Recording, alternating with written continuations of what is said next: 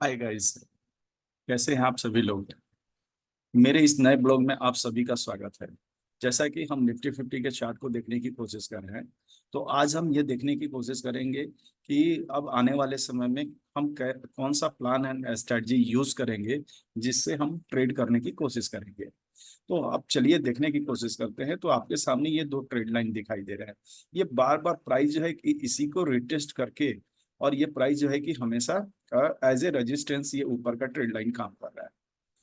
दूसरी चीज है कि अगर सपोर्ट की बात करें तो सपोर्ट में भी सेम वैसा ही है। सपोर्ट जो है कि बार बार ये प्राइस जो है कि सपोर्ट यहाँ से ले रही है और लेकर वापस जो है कि ऊपर वाले ट्रेड लाइन तक ट्रैवल कर रही है। तो अब हम इसको क्या करते हैं कि थोड़े बड़े ये तो डेली टाइम फ्रेम हो गया। हम 15 मिनट्स टाइम फ्रेम को यूज करके और उसके बाद देखने की कोशिश करते हैं कि क्या हमारे प्राइस में कोई ट्रेंड में शिफ्टिंग हुई है, बुलिश से बेरिश हुई है या अभी बुलिश ही है।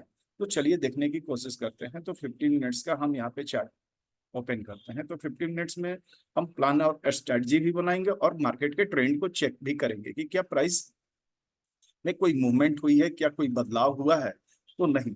जैसा कि हम पिछली बार देख रहे थे कि यहाँ पर क्या है कि मार्केट जो है कि लोअर लो बनाते हुए प्राइस नीचे आ रही थी, लेकिन सडनली जो है कि जैसे ही इस प्राइस को इसने ब्रेक किया, इस प्राइस को इसने जब ब्रेक किया तो यहाँ से आपको एक अच्छा खासा जो है इस मार्केट में अ, आपको एक खरीदारी होना शुरू हो गई, मतलब कि एक बुलिश मोमेंट हुआ। उसके बाद इसने एक हाई लगाया और हाई लगा के इसने जो है कि यहाँ से ये हाई हम कंसीडर करेंगे, इसलिए कि ये पिवट है और इसका एक अचीवमेंट भी है। तो ये एक लो मैंने मार्क किया। जैसे मान लिख के चलिए कि मैंने ये लो मार्क किया और ये मैंने हाई मार्क किया और उसके बाद मैं ये हायर लो मार्क किया। अब यहाँ से ये प्राइस जो है ना कि हमें एक नया हाई देखने को मिला। अब फिर हम इसके आगे क्या देखते हैं। तो चलिए इस चार्ट को फिर से मिटा के हम छोटा करके और फिर इसको देखने की कोशिश करते हैं। तो हमें क्या दिखता है कि प्राइस जो है कि निरंतर इसी तरह से आगे बढ़ रही है, मतलब कि इसने फिर से एक हाई दिया और हाई देने के बाद से ये प्राइस जो है कि फिर यहाँ से ये जो है कि एक लो लगाया। इसको हम लो कंसीडर करेंगे। क्यों लो कंसीडर करेंगे कि आने वाले समय में यहाँ पर गौर कीजिए। एक आपको मैं बहुत टेक्निकल बात है, मैं इसको बताने की कोशिश कर रहा हूं। तो जो लोग भी मेरे वीडियो को देख रहे हैं प्लीज मेरे चैनल को सब्सक्राइब करें, लाइक करें और बेल आइकन जरूर प्रेस करें ताकि कोई भी नया नोटिफिकेशन हो जो आप तक जरूर पहुंच सके। तो प्लीज बने रहें और देखने की कोशिश करते हैं यहाँ पर कि मैं क्या वो चीजें बता रहा हूँ। तो यहाँ पर जो आप देख रहे हैं कि एक गैप डाउन हुआ है, लेकिन मैं इसको इनविजिबल कैंडल के रूप में देखता हूँ।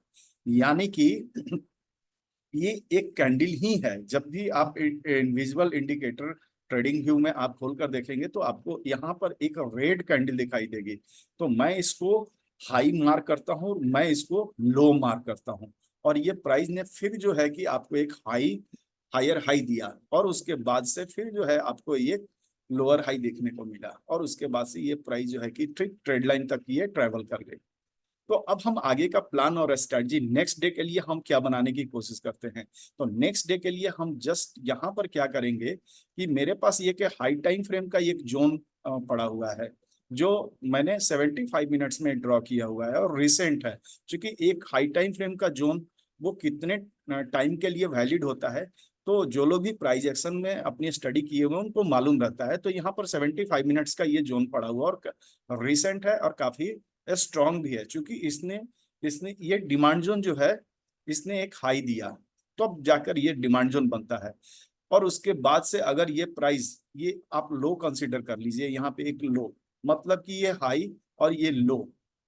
उसके बाद हमें क्या मिला, हमें फिर एक हायर हाई मिला। लेकिन यहाँ पर थोड़ा प्राइस आके थोड़ा सा कॉन्सोलिडेशन जैसा दिखाई दे रहा है, मतलब कि ये प्राइस जो है कि साइडवेज जैसा दिखाई दे रही है, मतलब कुछ खासा मूवमेंट नहीं है। तो यहाँ पर दो चीजें होंगी। हो सकता है कि मेरी ट्रेड लाइन में थोड़ा सा ये डिफरेंस हो गया हो ड्रॉ करने में। तो ये यहीं आसपास में जो है कि ये ट्रेड लाइन है जहां पर ये प्राइस ऐसे कर रही है। तो यहाँ दो चीजें होंगी, कंसोलिडेशन करके इस प्राइस को अगर प्राइस ब्रेक करती है और उसके बाद से यहाँ पर हम ट्रेड लाइन ड्रॉ करेंगे। यहाँ पर जस्ट एक ट्रेड लाइन मैं ड्रॉ कर देता हूँ। ताकि आपको समझ में आ सके। तो यहाँ हम एक ट्रेड लाइन ड्रॉ करते हैं और इसको मिटा लेते हैं ढंग से, फिर से बताने की कोशिश करते हैं। दोबारा से मैं इन चीजों को फिर से बता देता हूँ ताकि आपको कोई कंफ्यूजन ना रहे। तो सबसे पहली चीज है कि अगर ये प्राइस यहाँ पर ये ब्रेक होता है और ब्रेक होने के बाद से हम यहाँ खटाखट एंट्री नहीं करेंगे।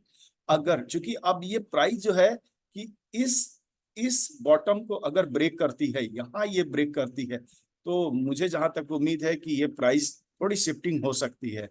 और उसके बाद ये गाइस यहाँ पे अगर रीटेस्ट करके और वापस से जब नीचे आती है तो मैं यहाँ पे अपने पुट का प्लान करूंगा और मेरा टारगेट होगा यही डिमांड जोन के बस जस्ट बिफोर। यही मेरा रिस्क एंड रिवार्ड, क्योंकि हम रिस्क एंड रिवार्ड को फॉलो करते हैं, तो हम कभी भी डिमांड जोन के पहले जो है हम अपनी एंट्री एग्जिट करते हैं। क्योंकि यहाँ से कभी भी ये प्राइस जो है कि रिसेंट है तो ये रिवर्स हो सकती है, फिर यहाँ पर कुछ गुड साइन मिलेगा तब हम आगे के लिए प्लान यहाँ से कर सकते हैं। ठीक है, अगर ये ब्रेक हुआ तो हम आगे और जो है कि अपनी चीजों को हम देखेंगे, क्योंकि हम जब ट्रेंड को डिफाइन करते हैं तो हम लो और लोअर हाई को ढूंढने की कोशिश करेंगे। तो ये मेरा हो गया प्लान ए स्ट्रेटजी। अब प्लान बी के बारे में भी थोड़ा सा बात कर लेते हैं। कि सपोज कीजिए कि प्राइस जो है कि यहीं खड़ी है और इसी ट्रेंड लाइन से प्राइस जो है कि ये ब्रेकआउट मिल जाए, और ब्रेकआउट होने के बाद से ये प्राइस क्या हो कि मैं चाहता हूं कि यहाँ पर एक कंसोलिडेशन हो जाए, मतलब कि एक दिन का पूरा ये कंसोलिडेशन मिल जाए और उसके बाद से ये प्राइस जो है कि इसी ट्रेड लाइन को रीटेस्ट करे।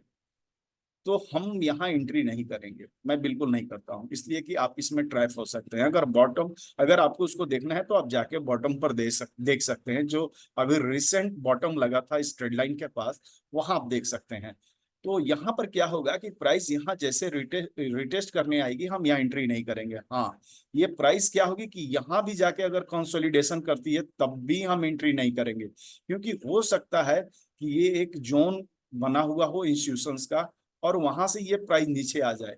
तो हम क्या करेंगे कि यहाँ जब प्राइस इस जोन के ऊपर अगर ब्रेकआउट मिलता है तो हम जो है कि आगे कॉल का प्लान करेंगे और वही स्ट्रेटजी अपनाएंगे कि कोई लोअर हाई का फॉर्मेशन होगा, हम वहां पे एग्जिट हो जाएंगे। तो ये मेरा प्लान और स्ट्रेटजी है। कैसा लगा मेरा वीडियो? प्लीज अगर आपको मेरा वीडियो अच्छा लगा, कुछ आप सुझाव देना चाहते हो, मेरे कमेंट बॉक्स में जरूर अपना सुझाव लिखें। तो फिर मिलते हैं अगले ब्लॉग में। तब तक के लिए आपका दिन शुभ हो। आप अपने पैसों को खोने से बचाएं इस मार्केट में, क्योंकि बहुत सारा आपको एक्सपीरियंस लेना है इस मार्केट से। तो धन्यवाद, आपका दिन शुभ हो। आपने अपना कीमती समय मेरे वीडियो को देखने में दिया। धन्यवाद।